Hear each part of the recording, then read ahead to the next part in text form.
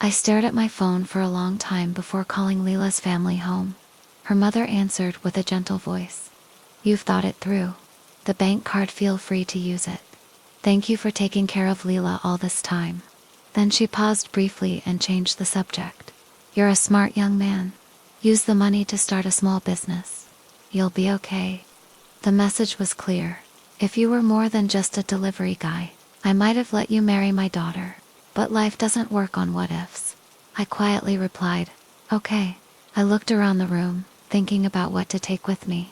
The closet was full, but only 2 or 3 old shirts were mine. I threw them in the trash. On the nightstand, I saw a framed photo of us on a Ferris wheel. I picked it up, stared at our smiling faces one last time, and I threw everything else away. The only thing I kept was that bank card. As I was leaving, one of Lila's friends noticed me. "Ethan, it's so late. Where are you going?" she asked. I quickly made up a lie. "It's a friend's birthday. I just need to drop by." But Lila knew the truth. My only close friend was Ryan, and his birthday had already passed. She didn't say a word, just looked at me with a heavy, unreadable expression. I gave her one last wave, a silent goodbye, and walked away. It was 11 p.m. when I left behind 3 years of my life, holding a bank card that felt like a poor trade for a shattered heart. I told myself this was what I deserved. With the money Lila's mother gave me, I started a bubble tea shop in a new mall in River Mist City. The spot was perfect, the brand was trendy, and business was great. I was so busy I barely had time to think about Lila. Every now and then, when I saw a tired delivery driver come in, drenched in sweat, I'd give them an extra drink free of charge. I saw myself in them, chasing a dream with everything they had. Would I do things the same way if I had another chance? Life doesn't give second chances. At night, lying in my new apartment quiet, empty, I'd stare at the ceiling. I wasn't really thinking of Lila, but I'd catch sight of the faint red mark where my ring used to be, and feel everything all over again. I used to wonder when the pain would finally fade. One night, just as I was about to fall asleep, my phone rang. It was Lila. There was a long pause before she quietly asked, "Did you touch the stuff in the box?" She had a special box filled with photos and old messages from Damien. I had opened it once by mistake, and it led to a huge argument. "We're not together anymore, Lila," I said calmly. "That box means a lot to you."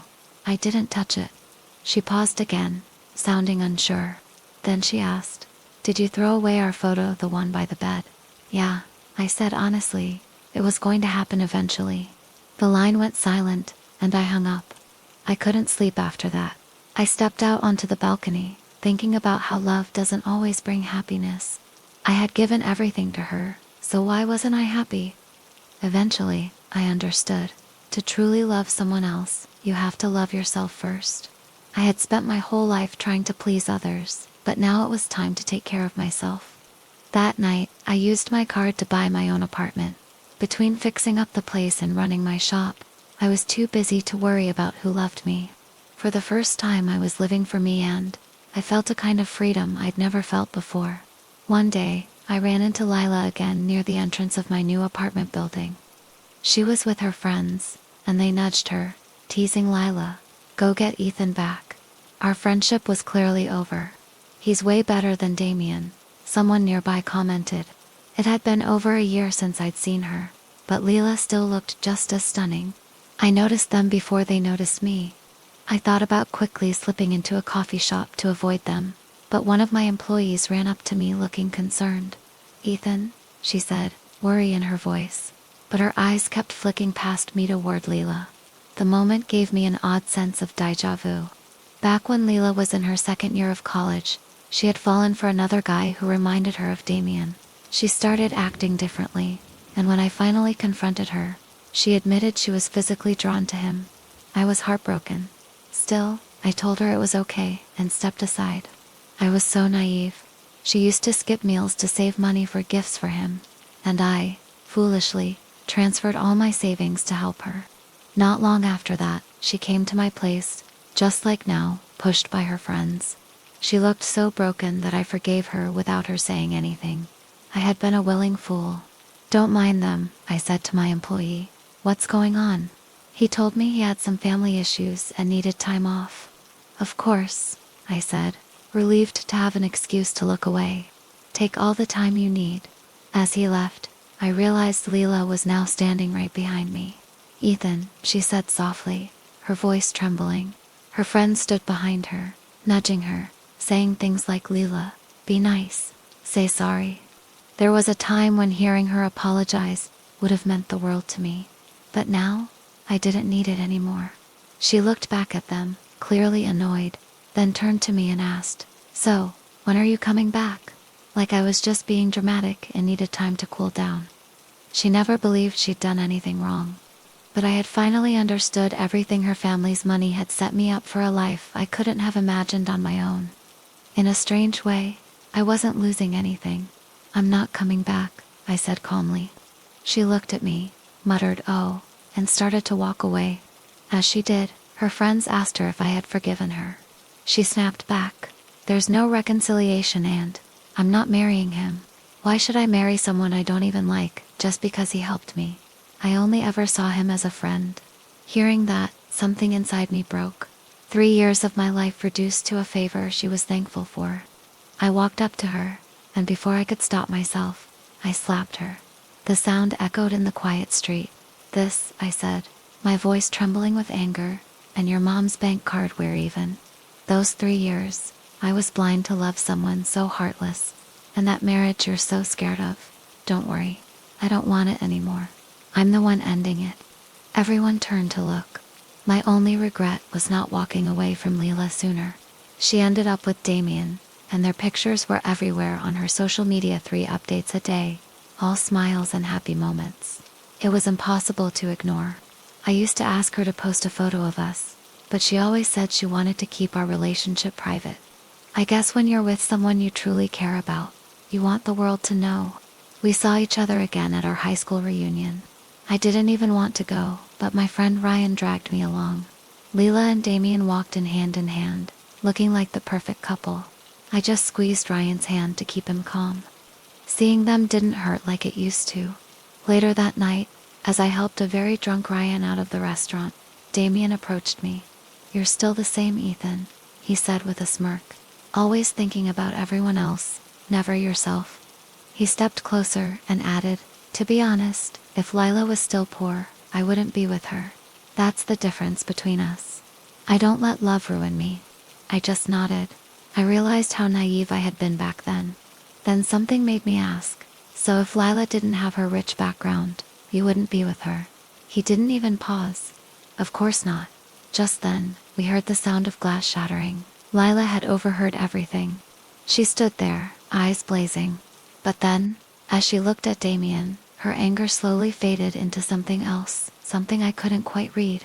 She forced a smile and said, but it doesn't matter, right?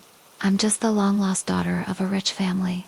Why even think about these silly what-if situations? In truth, she was terrified, scared he might leave her again. The next day, a serious-looking Ryan sent me the number of a girl he thought I should meet. I politely declined. My focus was on my career. The bubble tea business was growing fast, and in my spare time, I was finally doing the things I'd always dreamed of, learning to play the piano, painting. I wanted to heal and clear my heart before opening it to someone new. Then I heard that Lila and Damien had broken up. She was the one who ended it. Over the next 6 months I traveled, climbed mountains, visited museums, and tried to enrich my life. When I came back for Ryan's wedding, a group of old friends including some of Lila's were waiting at the airport. Wow, Ethan, you've really changed, they said. Someone casually mentioned Lila's name then, suddenly, another voice interrupted the chatter. You've lost weight. I ended the call and turned to my friends with a smile. Pick a place for dinner, my treat. There might be one more person joining us, I said. Just then, a woman in a black hoodie walked over, unwrapped a paper bag, and handed me some warm, peeled candied chestnuts. Here, she said. It was Sophia. Before my flight, I had casually told her I was craving them. She took my suitcase, gave my cheek a playful pinch, and noticing the surprised look on my friends' faces, she put her arm around my shoulders. Hi everyone, she said cheerfully. I'm Ethan's girlfriend, Sophia. Fate works in strange ways. I met her in a small music room near my apartment, drawn in by the sound of someone playing the piano. Her fingers danced over the keys, and the music she played was unlike anything I'd ever heard. We started talking, and though I was never great at conversations with her, the words just flowed. Hours passed like minutes. Eventually, she admitted she had feelings for me. When I suggested we take things slowly, she didn't hesitate or pull away. She simply smiled and matched my pace. That night, we all went to dinner together, laughing and chatting like old friends. It wasn't until later that I realized Lila had never joined us. Her friend mentioned she'd called her stomach was hurting, and she'd gone to the hospital. They were worried it might be the same polyp issue she'd had before. Later, as Sophia and I were joking around on our way home, someone suddenly blocked our path. It was Lila supposedly resting in a hospital bed. "Sophia," Lila said with a slight edge in her voice, "is your stomach feeling better now?" Lila ignored Sophia and looked straight at me. "Ethan," she said instinctively. I quickly let go of Sophia's hand.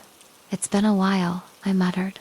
Then, out of nowhere, Lila blurted, "I'm not really my family's daughter. The hospital made a mistake with the DNA tests." I already knew. The story had been all over the news, crazy, but true. I could guess the rest. Lila found out the truth, realized Damien would probably leave her, and dumped him before he got the chance. "So?" I asked, trying to stay calm. "What's that got to do with me?" I noticed a hopeful look in her eyes, and it annoyed me. "Are you broke now?" I added. Before I could say more, Sophia leaned in and whispered loudly enough for the nearby security guard to hear, "Is your friend scared of pretty girls? Why won't she talk to me?" Then she cupped my face and looked directly at Lila. "Lila, would you mind stepping aside?" she asked. Lila just stood there and called my name again, but Sophia silenced everything by kissing me. At some point during the kiss, Lila walked away. That night, she texted me, "Did you know your girlfriend flirts with other guys?" The next day, our friends told us Lila was actually in the hospital this time. For real, Lila had stomach cancer, and they kept urging me to visit her. "She doesn't have much time left," Ryan told me. I finally agreed and took Sophia along. When we arrived, Lila looked so weak, just a shadow of the strong woman she used to be. She asked to speak to me in private. Sophia gently patted my head and stepped out of the room. "You should break up with her," Lila whispered, her voice barely audible. "She's not a good person." I was already feeling worn out by Sophia's confusing behavior. "That's for me to decide," I told Lila. "Want to bet?" she said softly. "Bet on her loyalty?" I asked, almost laughing. "That's ridiculous." Still, her words stuck with me. I started watching Sophia more closely, like some jealous fool. One day I followed her to a fancy restaurant and saw her meet a young, good-looking guy. They went upstairs together. My hands tightened into fists. Then an older man joined them too. I felt Sikwa as she caught between two lovers. I pulled out my phone, ready to catch her cheating and confront her. But then, I felt a hand on my shoulder. I turned around. It was Sophia. "What are you doing?" she asked, clearly amused. My face turned red with embarrassment. "You're here," she said, looking surprised. Then she pointed inside. "Why don't you come join us for dinner?" "That's my little brother and my dad." That awkward, embarrassing dinner still lingers in my mind. But sitting there, laughing with her family, I felt a deep sense of peace. I had finally won the only thing that truly mattered. I wasn't chasing after someone who didn't love me anymore, was just happy. I felt whole.